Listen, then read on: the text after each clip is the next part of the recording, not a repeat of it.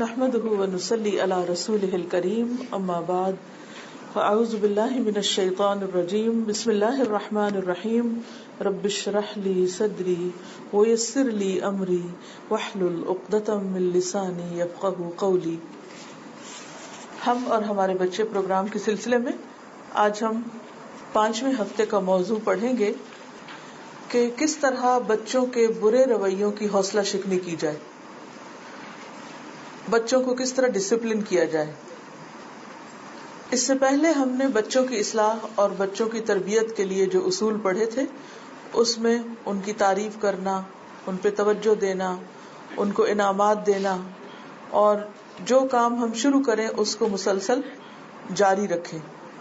اب ہم یہ دیکھیں گے کہ بہت سے مسائل صرف تعریف سے اور صرف انعام دینے سے حل نہیں ہوتے. اس کے لیے ہمیں بعض اوقات دوسرے طریقے بھی اختیار کرنے پڑتے ہیں. وہ طریقے کیا ہیں، ان کی لمٹس کیا ہیں اور ان کو کس طرح استعمال کیا جائے. تو انشاءاللہ آج ہم دیکھیں گے کہ بچوں کی اصلاح کے لیے یا بچوں کی تربیت کے لیے بیسیکلی، کیونکہ صرف اصلاح نہیں، اصلاح اس چیز کی ہوتی ہے جہاں کو بگاڑ ہو. تو ہم یہ ایزیوم ہی کیوں کر لیں کہ بچے فساد کی جڑ ہیں یا بچے خرابی کام کرتے ہیں، بچے اچھے بھی ہو سکتے ہیں. تو ان کی کس طرح تربیت کی جائے، ان کی کیسی اٹھان ہو، کس طرح ان کو پالا جائے تاکہ وہ بہتر انسان بن سکے. ایک امت مسلمہ کے فرد ہونے کی حیثیت سے بھی، ایک انڈیویجول کی حیثیت سے اور ایک اوور آل پورے انسانیت کے ایک ریپرزینٹیٹیو کے اعتبار سے بھی، کہ انسان جو ہے وہ جانوروں سے مختلف چیز ہے. تو اس کے رویے بہترین ہونے چاہیے. جس طرح اللہ تعالیٰ نے انسان کو جسمانی طور پر باقی تمام مخلوق پر فضیلت دی ہے، اسی طرح انسان کے اخلاق اور آداب اور اس کی جو شخصیت ہے وہ بھی باقی مخلوق سے منفرد ہونی چاہیے. کیونکہ انسان کا الٹیمیٹ ٹھکانہ اور گھر کیا ہے؟ جنت. اور جنت خوبصورت ترین مقام ہے، اور خوبصورت ترین جگہ کے لیے خوبصورت ترین رویے اور خوبصورت انسان چاہیے. شکل و صورت نہیں بلکہ کردار کی خوبصورت، اور اس کی تعمیر، شخصیت کی تعمیر پھر بچپن سے ہوتی ہے. کیونکہ اگر پہلی اینٹ ٹیڑھی رکھی جائے تو اگر ثریا تک یا آسمان تک بھی کوئی عمارت بنائی جائے تو وہ ٹیڑھی بنے گی. تو اس لیے تربیت کی بنیادیں درست ہونی چاہیے. تو بچوں کی تربیت کے لیے ہمیں ان کے برے رویوں کو نظر انداز کرنا ہے. ناپسندیدہ اور انڈیزائربل بیہیویئر جو ہے اس کے لیے سزا کا استعمال بھی کرنا ہے. اب یہاں سے یعنی پہلے 4 چیپٹرز میں تعریف، توجہ، کنسرن، کیئر، محبت، کائنڈنس، شفقت، لو، اور اب دوسرا رخ، کیونکہ جنت کے ساتھ جہنم بھی ہے. صرف جنت کا شوق لوگوں سے اچھے کام نہیں کروا سکتا جب تک کہ جہنم کا خوف نہ ہو، ڈر نہ ہو. تو اسی سے ایک بیلنس ہوتا ہے، اسی سے ایک اعتدال آتا ہے اور ایک چیز مکمل ہوتی ہے. تو اس سلسلے میں یہ جاننے کی ضرورت ہے کہ ہمیں جو بچوں کے اریٹیٹنگ بیہیویئر ہوتے ہیں، جن سے ہم اریٹیٹ ہوتے ہیں یا جو ہمیں تکلیف دیتے ہیں، ان کو کس طرح ہمیں اگنور کرنا ہے، اور جو انوانٹیڈ یا انڈیزائربل بیہیویئر ہیں ان کو کس طرح سزا کے ذریعے بھی ختم کرنا ہے. بہت سے والدین سزا کا طریقہ پہلے سے ہی اپنا رہے ہوتے ہیں، اور ان کے خیال میں اصلاح یا تربیت کا ایک ہی طریقہ ہے آسان، اور وہ کیا ہے؟ سزا دینا. لیکن یہ یاد رکھنا چاہیے کہ جس طرح صرف تعریف اور انعام سارے مسائل کا حل نہیں، اسی طرح سزا دینا بھی سارے مسائل کا حل نہیں. سختی سے بعض اوقات بات مزید بگڑ جاتی. تو کسی بھی چیلنج کو نپٹنے کے لیے صرف ایک راستہ یا ایک طریقہ نہیں اختیار کریں، ایک سے زائد طریقہ. اور حکمت اسی چیز کا نام ہے کہ انسان رائٹ ٹائم پر رائٹ ڈیسیژن کرے کہ کہاں تعریف کرنی، کہاں توجہ دینی، کہاں بات کرنی، کہاں کوئی انعام دینا ہے، اور کہاں کسی انعام یا بینیفٹ سے جو ہم آلریڈی دے چکے ہیں اس کو واپس لینا ہے، اور کہاں پنشمنٹ دینی ہے, اور پنشمنٹ دینی بھی ہے تو کتنی دینی ہے اور کب تک دینی ہے اور کن حالات میں دینی ہے کہ وہ پنشمنٹ فائدہ مند ہو نہ کہ الٹا نقصان دے.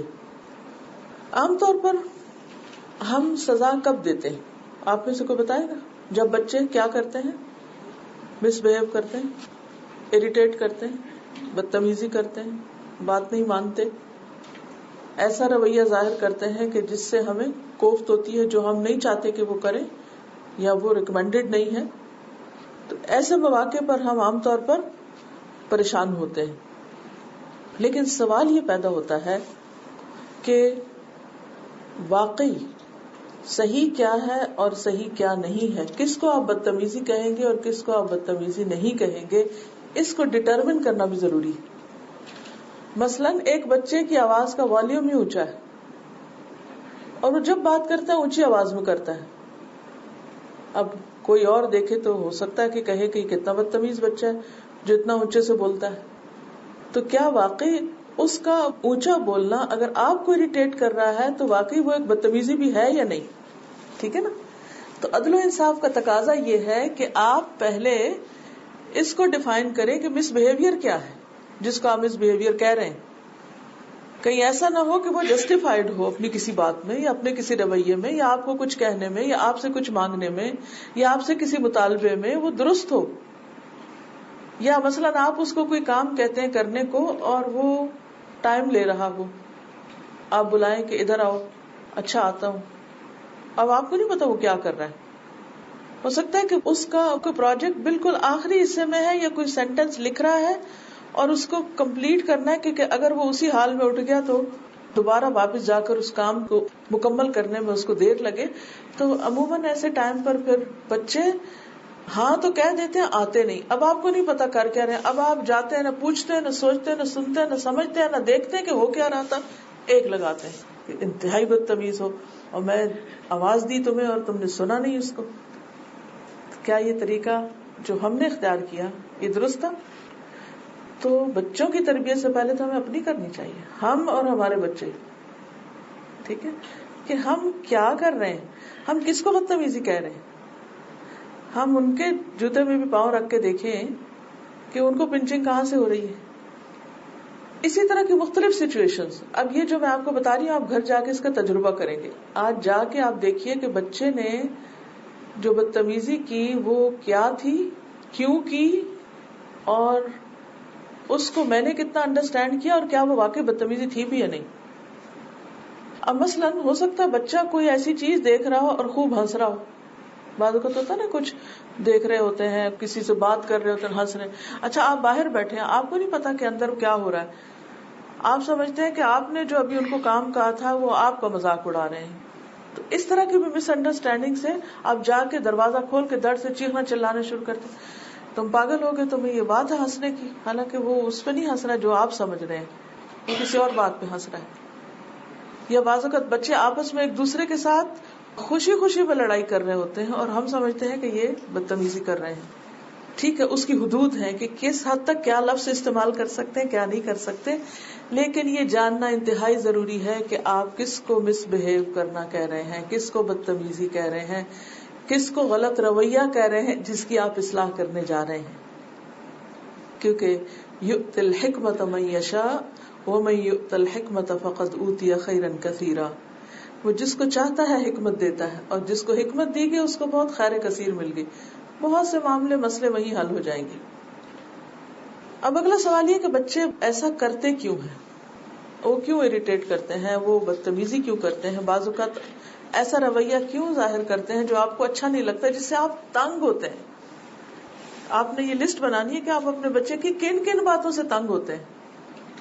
جب وہ کیا کرتا ہے یہ سمجھ آ جاتی ہے آپ کو. جب مثلاً وہ آپ سے بہت بحث کرتا ہے, جب اونچی آواز میں بولتا ہے, جب وہ سنی انسنی کر دیتا ہے, یا وہ بہن بھائیوں سے لڑتا ہے, یا جو بھی آپ لسٹ بنا لیجیے کہ بھئی کیا نہیں اچھا لگتا.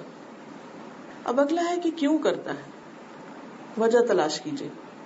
کیونکہ جب تک وجہ نہیں تلاش کریں گے اس وقت تک علاج نہیں کر سکیں گے. تو آپ دیکھیے کہ بچے عام طور پر اس وقت بدتمیزی کرتے ہیں, مس بہیو کرتے ہیں, جب وہ خود اریٹیٹڈ ہوتے ہیں, خود اچھا فیل نہیں کر رہے ہوتے، ایدر فزیکلی اور emotionally, psychologically, mentally they are disturb. مثلاً بچہ چھوٹا، اسے بہت نیند آ رہی اور آپ اس کو سونے کے لیے جگہ نہیں دے رہے، اور گھر میں ہنگامہ ہے، ادھم ہے، یا اس کو اپنا بستر نہیں مل رہا، تو اب وہ کیا کرے گا؟ روئے گا روئے گا روئے گا، اور آپ کو سمجھ نہیں آ رہی کہ کیوں رو رہا ہے. اسی طرح بڑا بچہ ہے، اس کے ساتھ بھی ہو سکتا ہے کہ رات وہ سویا نہ ہو، اب وہ صبح اسکول جا رہا ہے اور وہ نہ کچھ کھا رہا ہے اور نہ وہ بات سن رہا ہے اور نہ اس کو کچھ سمجھ آ رہی ہے. اب آپ کہہ رہے ہیں کہ بدتمیزی کر رہا ہے اور میری بات نہیں سن رہا، لیکن آپ وجہ نہیں جان رہے کہ اس کے پیچھے کیا ہوا. تو فوراً سوچئے کیا اس کی نیند پوری ہوئی ہے، کیا اس نے کھانا کھایا؟ کیونکہ جو بچے بھوکے ہوتے ہیں یا ان کے اندر کوئی ویکنس ہوتی ہے، بیماری ہوتی ہے، پھر وہ تنگ کرتے ہیں، یا بعض اوقات ان کو فریش ایئر نہیں ملتی، سارا دن ہم اندر ہی بند رکھتے ہیں. ہمیں خود سردی لگ رہی ہوتی ہے، ہم ونڈوز بند کر دیتے ہیں، نہ آکسیجن آتی ہے نہ جاتی ہے، نہ وینٹیلیشن ہوتی ہے. اسی ماحول میں بچوں کو رکھتے ہیں. اب ان کو تازہ ہوا نہیں ملی، فریش ایئر نہیں ملی، اب وہ گھٹن کا شکار ہے. اب وہ گھٹن ان کے رویے میں ظاہر ہو رہی، اور آپ کہتے ہیں بدتمیزی کر رہے ہیں. وہ کسی طرح تو اظہار کریں گے، وہ ماں کے پیٹ سے سیکھ کے نہیں پیدا ہوئے، انہیں ابھی نہیں پتا کہ انہوں نے کس طرح تکلیف کا اظہار کرنا ہے.